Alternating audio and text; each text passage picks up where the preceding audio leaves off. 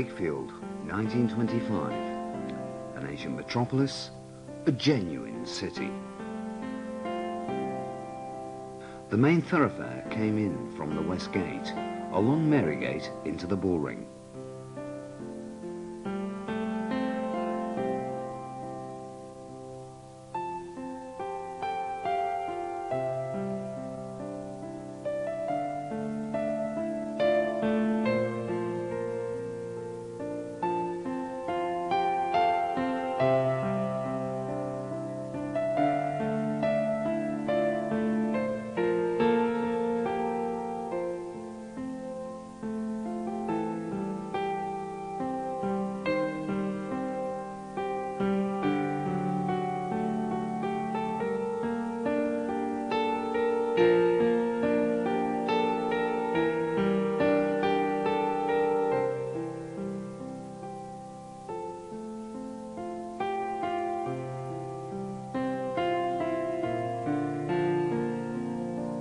Here, in the centre of the city, the statue of Queen Victoria, erected in 1904, reflects civic pride.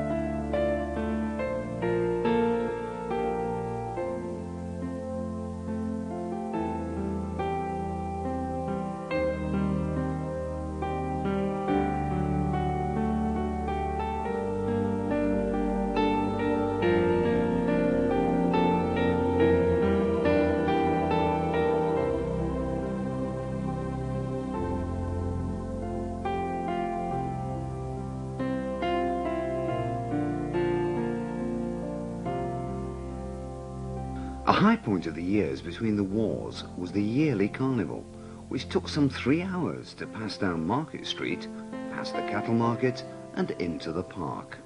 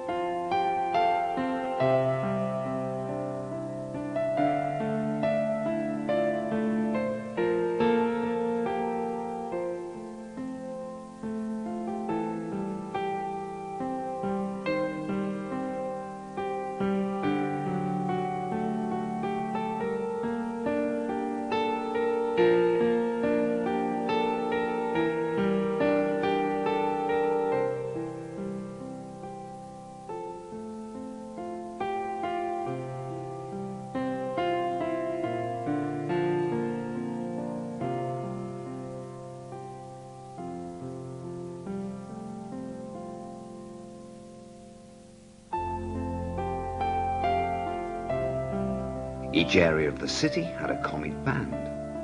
Eastmoor, a constant favourite with the crowd, played until the 1930s. Watching this parade, we feel a massive sense of the community coming together. Little did the happy throng realise that their community and way of life would be swept away forever within a few years. 38 years later, Wakefield had become a city of surprises, an industrial city with some old, dignified buildings left.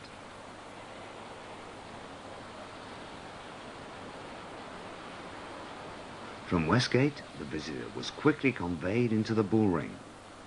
Queen Victoria's statue, which formerly graced the area, was removed to Clarence Park in 1950. Here visitors got their first glimpse of the developments which had been carried out. Parades of modern shops, above which were flats and offices. Surrounded the centrepiece, room for which had been made, unfortunately, by the demolition of some picturesque old properties. But the increasing number of vehicles passing through the city required wider roads. As well as keeping traffic moving, the city planners had to look after pedestrians, and zebra crossings had recently been located at various points.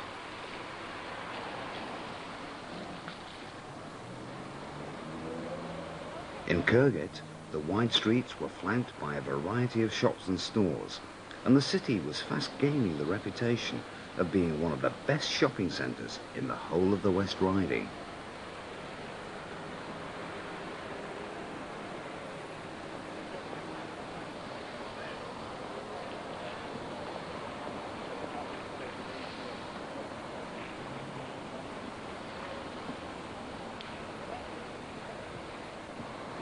Looking down Cross Square could be seen the crowning glory of Wakefield, the majestic Cathedral Church of All Saints, which had a seating capacity of some 1,200. The spire, which reached a height of 247 feet, was the highest in the county. One of the busiest parts of the city was the Springs, which joined Lower Kirgate and Westmoreland Street.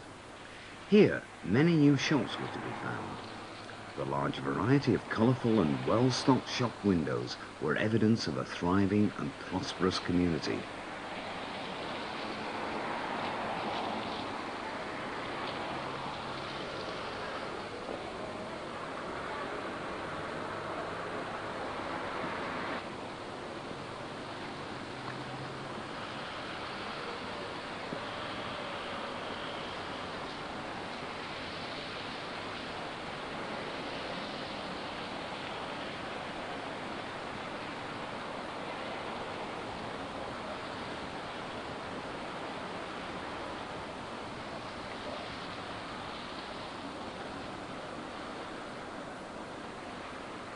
The new market hall, opened in 1964, was one of the finest of its kind.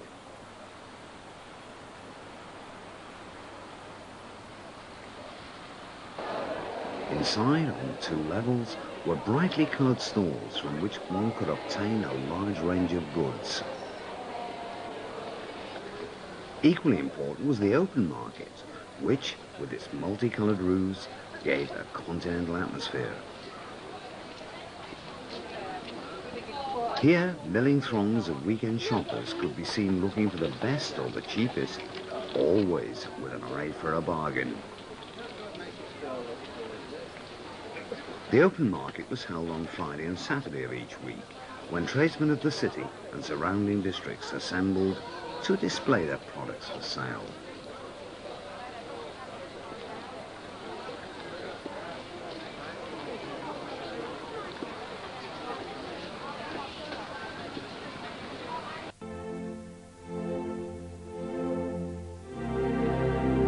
Beneath the town hall clock, in the council chamber with its unique layout, the members of the city council awaited the arrival of the mayor, who, preceded by the mace bearer and followed by the town clerk, made his way to the place at the head of the chamber.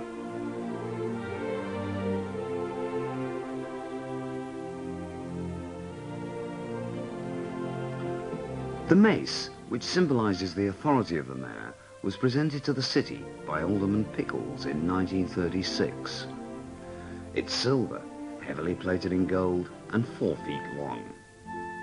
The full council of 11 aldermen and 33 councillors, elected from all walks of life, met at monthly intervals, when matters of city administration were discussed in a truly democratic manner.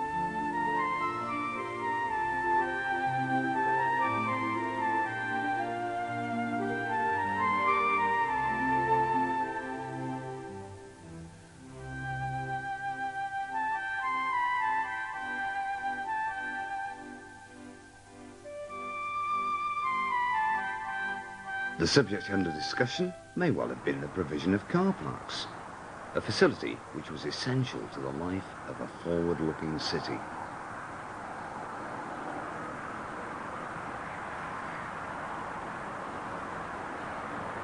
With a population of some 60,000, which was steadily increasing, the provision of adequate housing was always high on the list of priorities of the City Council, which had, over the years, provided a variety of types of houses in 10 main housing estates. Queen Elizabeth House, completed in 1960, was one of several special homes for the aged. These homes provided the care and company which enabled those in the autumn of life to live quietly and comfortably. A fully qualified staff was always on hand to ensure that the needs of the residents were catered for.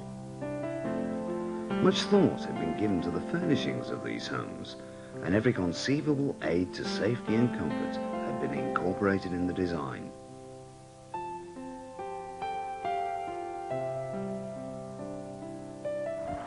Housing estate annual competitions were held for the best kept gardens, which, while generating friendly rivalry, made the estates even more attractive. Close to the city centre, land for housing development was naturally scarce, and to use available land to the best advantage, flats were erected. The first of many such projects, Carr House has 11 floors and contains delightful 1- and 2-bedroom flats of modern design. From the windows of these flats, one can obtain excellent panoramic views of the city. Evidence of the continuing development and expansion can be seen on all sides. It was often necessary to demolish old property to provide space for the erection of new buildings, in keeping with the overall plan of a city determined to keep pace with the progress of modern society.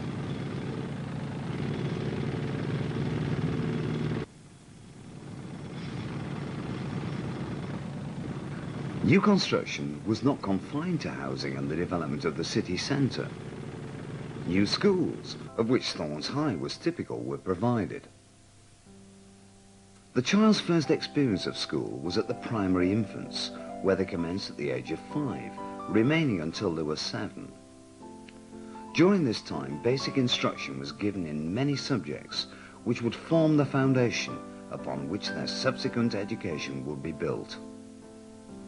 There were 13 schools in the city, devoted entirely to infants. In addition, a further 5 were combined with junior schools, which took children from 7 to 11 years old. In addition to teaching the children to read, write and do simple arithmetic, every effort was made to encourage self-expression.